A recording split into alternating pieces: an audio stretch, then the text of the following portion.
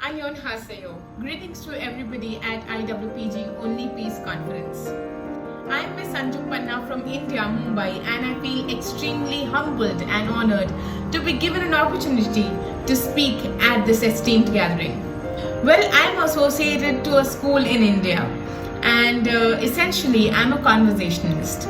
That means I engage into a dialogue with people belonging to various fields and I interview them. Because I think that it is a good thing to be able to see the world from other people's lenses every now and then. Also, it helps me to become appreciative of a difference of opinion, to become accepting of a different perspective, which I think is a very important quality of a peace-loving person. Also, I am a storyteller and I am going to leave you with a story today. Having said that, I'm sure that you must have comprehended that I consider communication to be a very integral part of being peace-loving citizens. And that's exactly what I'm going to talk about today. Today we are living in a VUCA world, a world that is full of volatility, uncertainty, complexity and ambiguity. But what has helped us to sail through these difficult times is communication.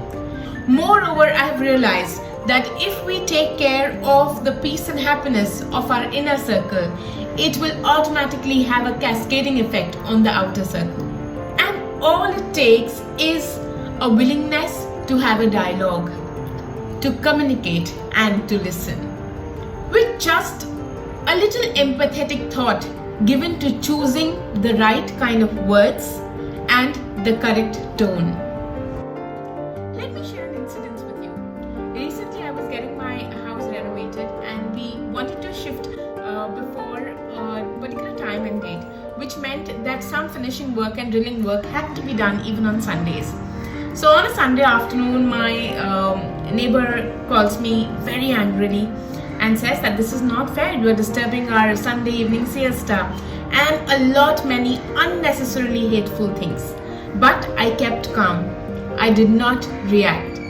Rather, I responded with a housewarming invitation card at that neighbor's doorstep with a friendly and a forgiving smile. The point is, things wouldn't have been the same if I had held on to the grudge and stopped all the communication at one angry phone call.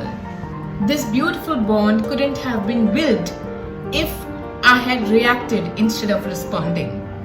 So I think it all boils down to keeping the communication alive.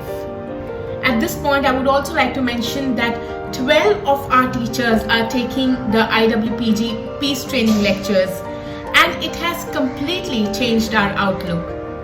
These lectures help us introspect, it encourages self-reflection, and the change in our approach has really transcended into happy classrooms.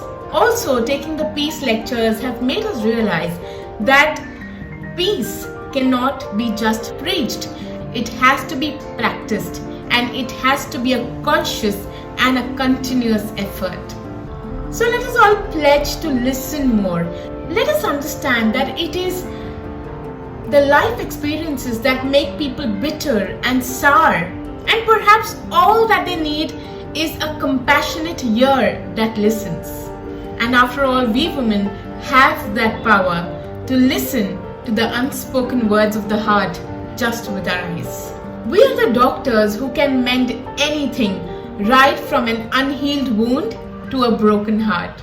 All we have to do is initiate a dialogue, because our words do have the power to give someone the courage to experiment, experience, and create something to marvel at. So ladies, just continue to manifest the conviction of your beautiful thoughts into powerful actions, as once it happened during the Liberian Civil War, when a woman stopped a war. So let me read out this story to you. Her name was Lima. Her country was going through a violent civil war. Children were being recruited as soldiers, and hundreds and thousands of men were getting killed.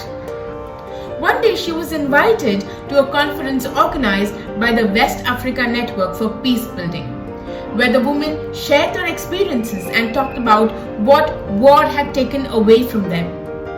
This inspired her and she became the leader of a program called the Women in Peace Building Network. To recruit other women, she went to mosques for the afternoon prayers on Fridays, to the markets on Saturdays, and to churches every Sunday.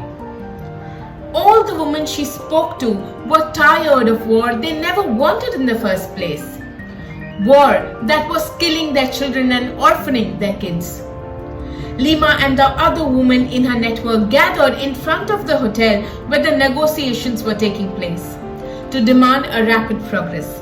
They even blocked the exit of the hotel to keep the negotiators from leaving until they had reached a peaceful deal. When the Liberian Civil War ended, Lima was awarded a Nobel Peace Prize. And she said, "When women gather, great things happen." So I think similarly at this conference, we all women have gathered with a hope to create a conflict-free world. And together we can make this utopian thought of a peaceful world come true one day.